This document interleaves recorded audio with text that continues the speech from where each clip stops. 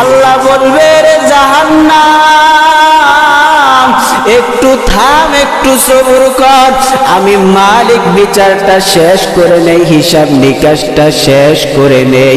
কিন্তু না রে বাবা না, জাহান্নাম থামবে না। জাহান্নাম ধীরে ধীরে হাসরের ময়দানে আগাইতে থাকবে। জাহান্নামের আগানো দেখা আল্লাহ বলবে রে ফেরেশতা জাহান্নাম রে থামা।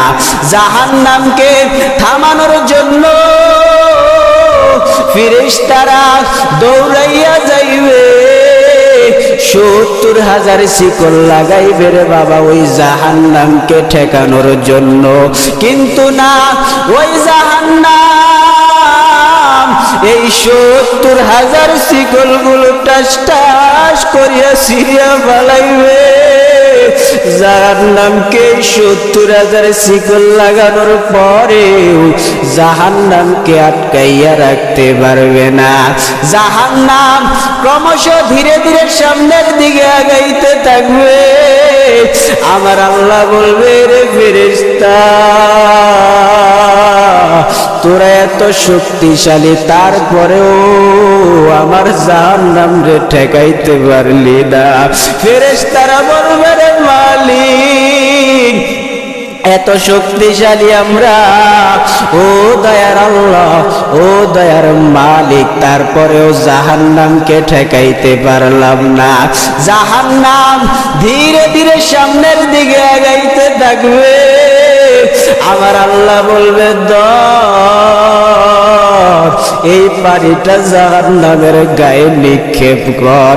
ফেরেশতারা আল্লাহর অর্ডার পাইয়া, ও কলিজার যুবক একটু দিলের কান লাগাইয়া শোনো, ফেরেশতারা আল্লাহর অর্ডার পাইয়া সাথে সাথে জাহান্নামের চোখে মুখে নিক্ষেপ করবে। জাহান্নাম এই পানি পাইয়া ধীরে ধীরে পিছনের দিকে যাইতে থাকবে রে বাবা। ফেরেশতারা জিজ্ঞাসা করবে রে মালিক, ও দয়ার আল্লাহ এইটা কোন পানি দিলা, এইটা কোন পানি দিলা, এটা কি আবেতের পানি? ও আল্লাহ এটা কি জমজমের পানি?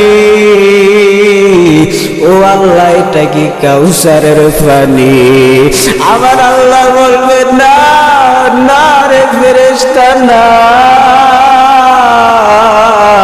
এটা কোনো আবেতের পানি না, এটা কোনো জমজমের পানি না, এটা কোনো কাউসারের পানি না। এটা কোন পানি, কোন পানি জানো? আমার আল্লাহ বলবে এই পানি হচ্ছে ওই দুনিয়ার জমিনের মধ্যে আমার কতগুলো গুনাহগার বান্দা বান্দিরা এই জাহান্নামের ভয়ে, এই জাহান্নামের আগুনের ভয়ে, শাস্তির ভয়ে গভীর রাতে উঠিয়া যায় নামাজে চোখের পানি ফেলতো। আর আমি মালিকের কুদরতি পায়ে সিজদা লাগাইয়া আর কান্ত আর নিয়ে বলতো রে মালিক, ও আল্লাহ জাহান্নাম থেকে বাঁচান, জাহান্নামের আগুন সহ্য করতে পারবো না। আমি মালিক, আমি আল্লাহ জানি জাহান্নামের বড় খাবার হচ্ছে চোখের পানি। এই জন্য জাহান্নামকে ঠেকানোর জন্য ওই বান্দা বান্দীদের চোখের পানিগুলো আমি আল্লাহ ফালাইয়া দেই না। ও ফেরেশতারা জানো এই পানিগুলো ওই আমার বান্দা বান্দীদের চোখের পানি।